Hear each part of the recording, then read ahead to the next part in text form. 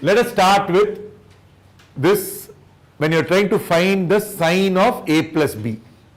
Okay, there's an angle A and angle B, sine of A plus B.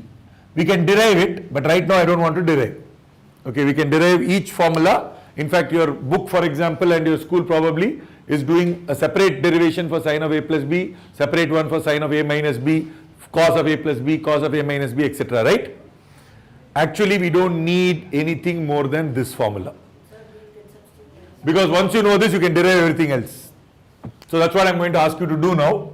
Okay, I will do it. Sine A plus B is sine A cos B plus cos A sin B. Okay, so this is something that you should just memorize. Absolutely no way you can get away without doing this. Now the key point is, how do we go about it? First, how do I remember? Sine of A plus B, the sine always ends up, that's a plus, this is a plus. Okay, sine A cos B plus cos A sin B. Then sine of A minus B is very easy. Just take B and replace it by minus B. If you replace that by minus B, sin A remains sin A, cos B will become cos of minus B. But what is cos of minus B? Cos B. So this is just cos B. And then this is cos A, which is as it is. And sin of, instead of B you have minus B. So it is sin of minus B, which is minus sin B. Minus sin B will give me minus sin B. So if that is true, this must be true. Okay. So if that is true, this must be true. Clear? Right. Now how do I go about figuring out this formula? Cos of A plus B.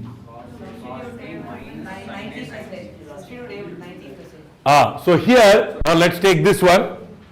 Okay. Suppose I write, let's take that and write sine of 90 minus A minus B. Sine of 90 minus A minus B. There's already A minus B. Instead of A, I'm going to write A dash, which is 90 minus A. So I'm just going to get 90, which is true for all angles. So it's true for 90 minus A and B. Correct? But what is sine of 90 minus A minus B? This is sine of 90 minus A plus B. What is sine of 90 minus A plus B? Cos of A plus B. Okay, so what is cos of A plus B? Wherever I had A there, I am going to replace by 90 minus A. So if I replace 90 minus A here, this will become cos A. Cos B will remain cos B because I have not done anything to B.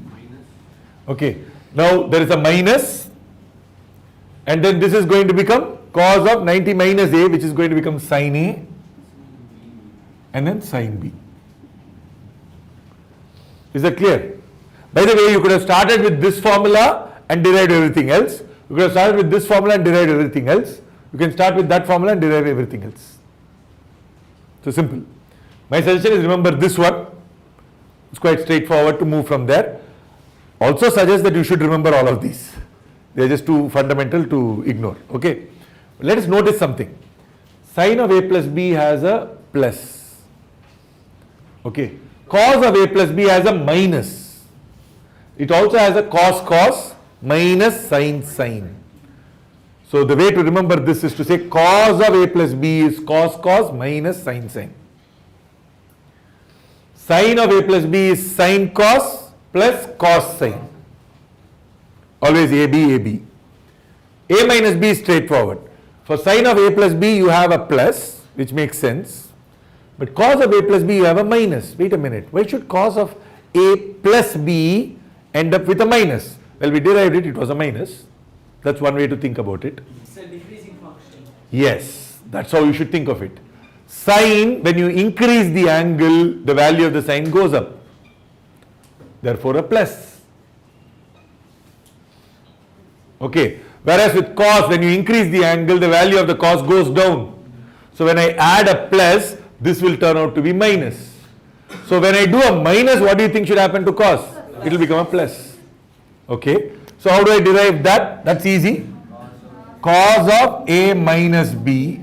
Either you can go back to the original formula and start substituting, or you already have this here. So just instead of B, put a minus B. So if I put a minus B, nothing is going to happen here. So cos will remain cos. And then minus sin A, and then sin of minus B, which will become minus sin B. And so that will basically become plus sin A sin B. See, all of this flows from one simple idea, which is sin of minus theta is minus sin theta, and cos of minus theta is cos theta. But that also flows quite easily, because if I go like this and I go like this, my cos remains the same, which is the horizontal, whereas my sines are opposite. So sin is negative, cos remains the same. Okay, that's all. So basically, if I remember this, I should be able to derive all of these. But you should know that you can quickly derive and periodically use that to refresh your mind. But my suggestion is, remember this anyway. Okay, you can't every time keep deriving, but you can use it to check. Because often the mistake that is made is cos of A minus B, people instead of this put a minus sign. But with cos being a decreasing function, when you reduce the angle, it must increase, so it must be a plus.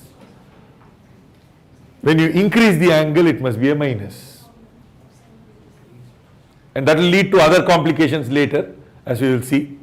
But is this so far okay, clear? Now with this you can go for tan of A plus B. Notice that the only thing I have not proved is this. Everything else is actually proved. Starting from there, we can just keep on deriving the rest. Okay, so if we can anyway derive it, why do we remember other things? Because you will use this many places. So it's very important to know that this is cos minus sin cos plus sin for cos of A minus B and cos of A plus B, like this. Okay, right. So tan of A plus B, that is this by this, right? So sin A plus B by cos A plus B. Now notice, cos A plus B has a minus sign which is in the denominator. There is going to be a plus sign in the numerator, and that's how you will get the answer as well. Okay. So anyway, so let us write it down. Sin A cos B plus cos A sin B by cos A cos B minus sin A sin B. Now I am going to divide everywhere by cos A cos B. This will become 1. That will become tan A tan B, but there is a minus sign. Why is there a minus? Because cos of A plus B has a minus. That's why the tan has to have a minus in the denominator. Okay, so when I divide by cos A cos B, this will become 1 minus sin A sin B by cos A cos B, which is tan A tan B. So this is tan A tan B. So here, because I have a minus, the tan also ends up with a minus in the denominator. I don't have a minus, I have a plus, because sin was in the numerator. Therefore, that when I am dividing by cos, the cos will get cancelled, so I will get sin A by cos A, which will mean tan A plus tan B. Right? And now if I try the same thing with tan of A minus B, you just take this and put a minus sign. It won't be inverse, it will be minus sign. Okay, so it will be tan A minus, because tan of minus B is tan minus tan B. So minus tan B by 1 plus tan A tan B. No, it is, well, if you want to, well, you call it conjugate, but yes, if you want, you can call it conjugate. Okay. Now the important point is, think of it this way, while I get a plus, I can start from here and say plus. But I can also say that this is going to be a sin A plus A minus B by cos A minus B. The cos A minus B has a plus, so the tan will end up with a plus. Okay, and the sin A minus B will have a minus, and so therefore tan will end up with a minus. Okay, now you should memorize them, But along with that, just look for a pattern. Yes. Sir, now for this we divided by cos A, cos B, no, sir. What if we divide by sin A, sin B? Very good. So if I divide by sin A, sin B, this will become cot. Okay, so we can try to derive a formula like that, and I'm going to get cot A, cot B minus 1, because if I divide by sin A, sin B. Then if I divide by sin A, sin B, what will happen to this fellow? Cot B. So this is cot B plus cot A. Okay, so this is another formula. It's 1 by. It is not 1 by what? It's 1. Since it's tan inverse. This is not a cot formula. This is a tan formula. It's inverse cot formula. Correct. So, but you can write that as 1 by cot A plus B. And so if I take cot of, you can write the formula like this. Cot of A plus B is how much? Cot A, cot B. Cot B minus 1 by cot A plus cot B. So are there formulas for cosecant secant? You don't need it. I don't even remember this. I will say just forget this as well. Okay. Just remember that you have a tan A plus tan B by 1 minus tan A tan B. You can always replace everything by cot, because if you knew tan A, how difficult is it to find cot A? Right? It's quite straightforward. So just do 1 by. Actually, if you just divide by tan A tan B here, this will become cot A, cot B minus 1. That will become cot B plus cot A. That's what this is. So I don't need to start there. So nobody remembers this formula separately. You stop here. Okay. Whenever you want, you can convert it into cots. Right? So now we have a formula for sine of A plus B. We have a formula for sine of A minus B. Cos of A plus B, cos of A minus B. Tan of A plus B, tan of A minus B. Clear? One simple application for tan is that if I try tan of 45 degrees plus theta, tan A is 1, tan B is tan theta. Okay, 1 minus tan A tan B, tan 45 is 1, tan theta, so minus tan theta. Now this comes up enough times, it's a useful thing to keep in mind. But now if I make theta as minus, this will also flip around, right? So if I put a plus minus theta, this will become plus minus and this will become minus plus. That means if this is plus, take that as plus, take this as minus. If this is minus, take that as minus, take this as plus. Okay, I would generally suggest don't remember all this because it's hard to even say. So just remember that you have a tan formula, you can always derive. But 1 plus tan theta by 1 minus tan theta is tan of 45 degrees plus theta. By the way, this particular case, often you are not going to do it this way. Most cases you will do it this way. That means you will find this.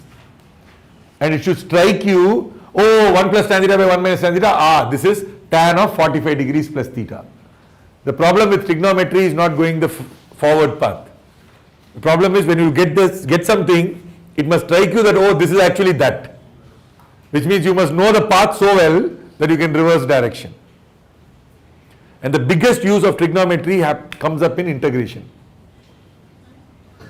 When you are integrating, you will keep using trigonometry all the time.